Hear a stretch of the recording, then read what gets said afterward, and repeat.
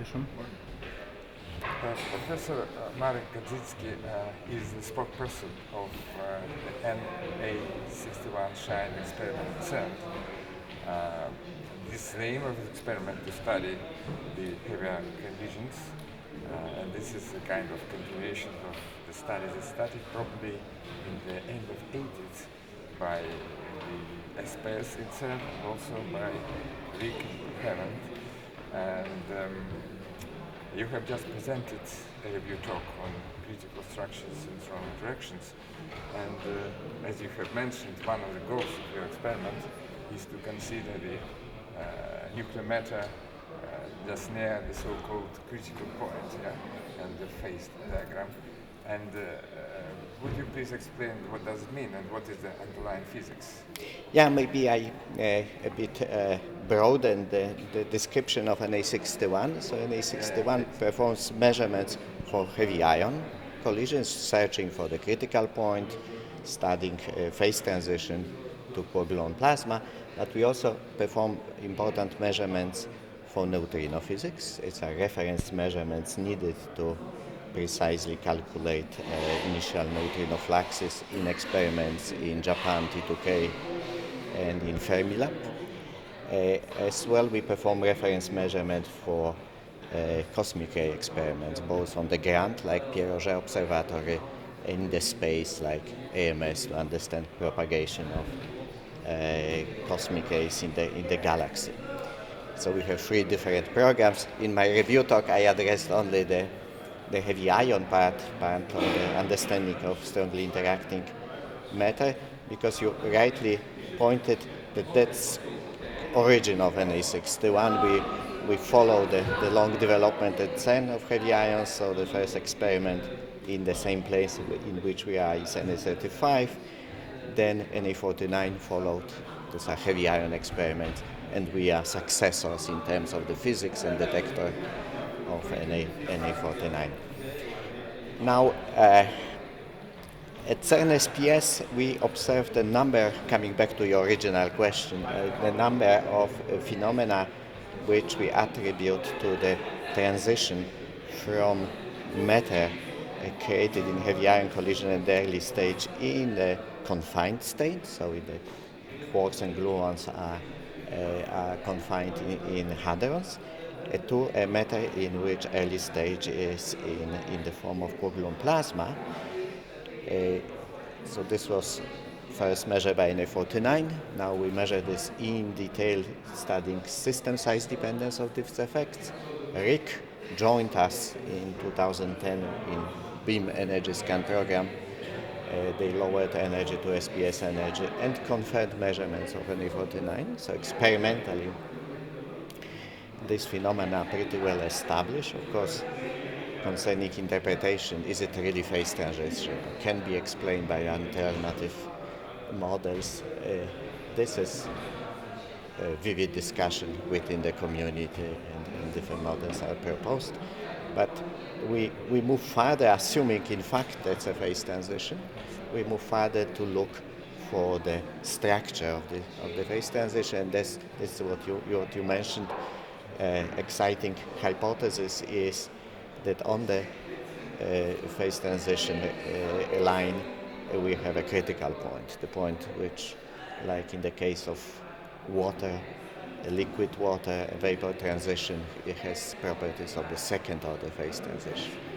And for a moment, searching for such a hypothetical critical point is a main goal of Na61 shine in heavy ion program, as well as beam energy scan 2 at Rick, which is just taking data this year and the next year.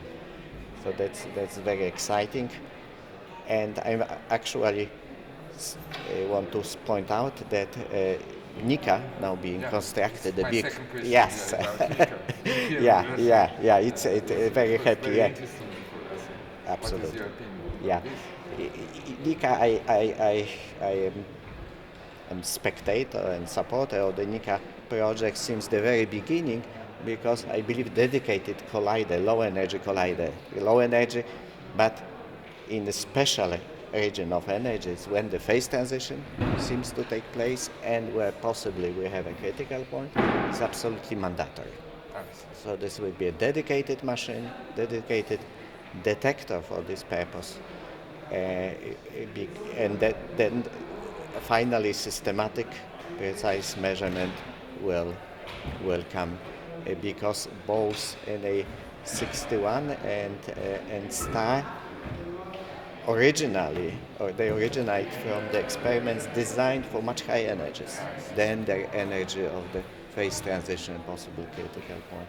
So they are not optimized. Also, machines and beamlines in case of NA61 are not optimized for low energies, which physics-wise we would like to study. Whereas NICA is optimized, both the machine and detector. And just NICA is just in preparation, and it is interesting to know what is the time scale of your experiment. How long are you supposed to run? For a moment, we are requested data taking during a period between so-called CERN long shutdown 2 and long shutdown 3, which is from 21 to 24. I hope very much that NICA will start operation in this period. As I said, NICA is a collider experiment, collider program dedicated to this study. We are fixed target experiment, so that's in many aspects complementary. Of course, there are important overlapping regions which will allow to verify results, which are very important That's also. very interesting. Yeah, but it's a lot of complementarity. Plus, NICA is a dedicated, so we hope very much that it will be able to measure with higher precision and more systematically than what we do at CERN. At CERN, maybe another factor in favor of NICA. In CERN, we have to compete with programs, other programs, fixed target programs like just COMPASS was presented and A62 in this session. So they are all asking for primary proton beams, and we want to have a heavy ions. This is not complementary. So at North area, in which we are all located, you can have either protons or heavy ions, right? So we have very limited time for data taking, which prevents to do it in small steps, either in energy or on the system size. Whereas NICA, it's just for that, right? So it's Very special. It's very, very special. Right? And Rick will